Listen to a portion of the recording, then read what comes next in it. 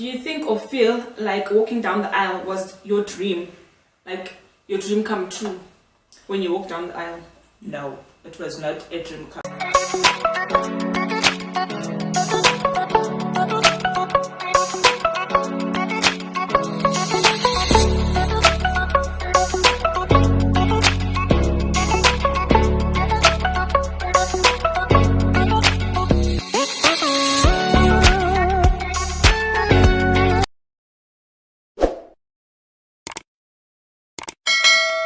10 minutes to in question, and welcome back to Rapid Devotion. And my name is Mbali Slays, and today with me I have MaDlamini. So guys, all of you know that I asked 10 questions. If you're not comfortable with answering this question, you say pass or yeah. All right, but the first question is, what was the biggest deciding factor for you to live your truth?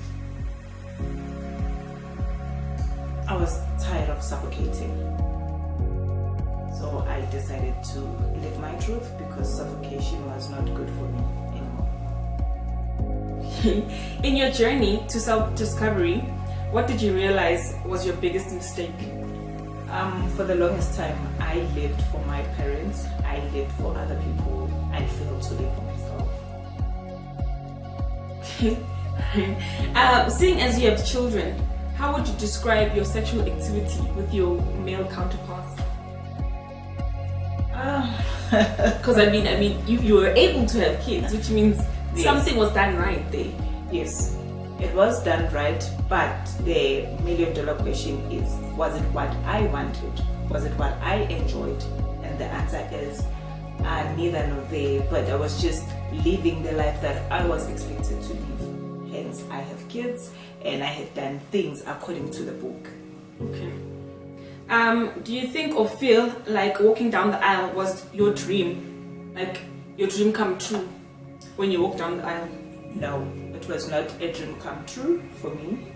As I had said, I wanted to make my parents proud, and I felt that, okay, I've went to school, I've graduated, I've got kids, so now I have to get married. I felt like it's a have to do thing, but it was not about me, but about my other people.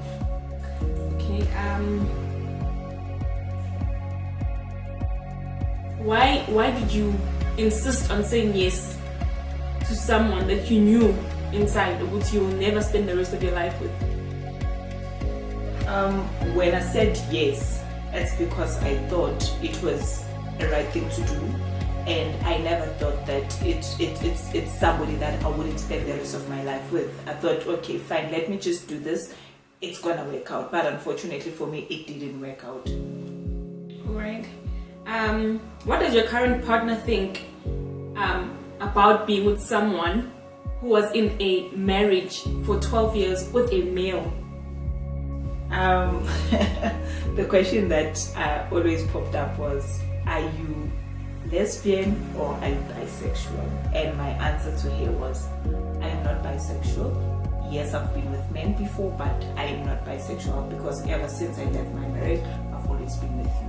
So that will tell you exactly what I want and how I want to do things. So for diverting, do you ever think you would be ever interested in a male human being?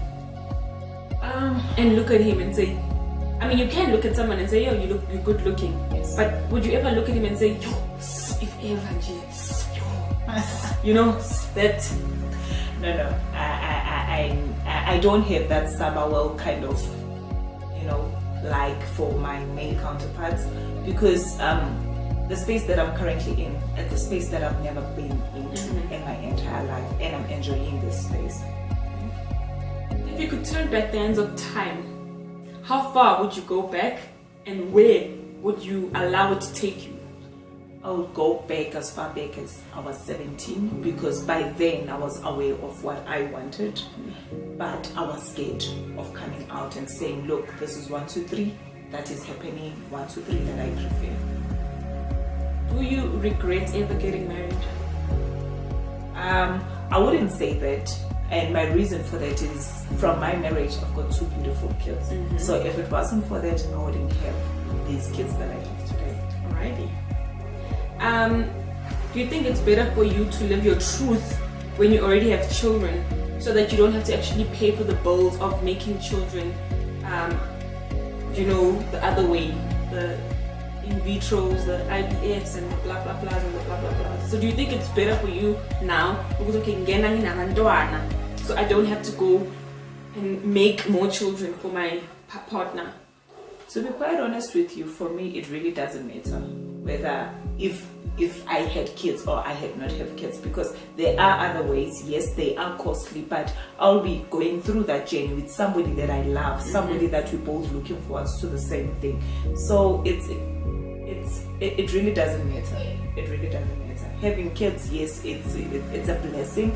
Having not to pay for them, it's also a plus. But if me being happy rely on us going to pay to have our kids the way we prefer to have them, why not?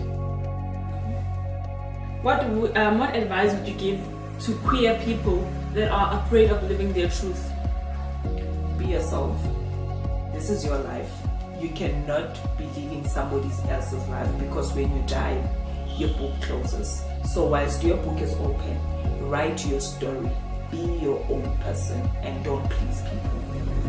Thank you so much, MaDlamini, for joining us. My name is Mbali Slays, and thank you for tuning on to Rapture Devotion. Don't forget to like, subscribe, and hit that bell for more queer videos. Thank you. Bye.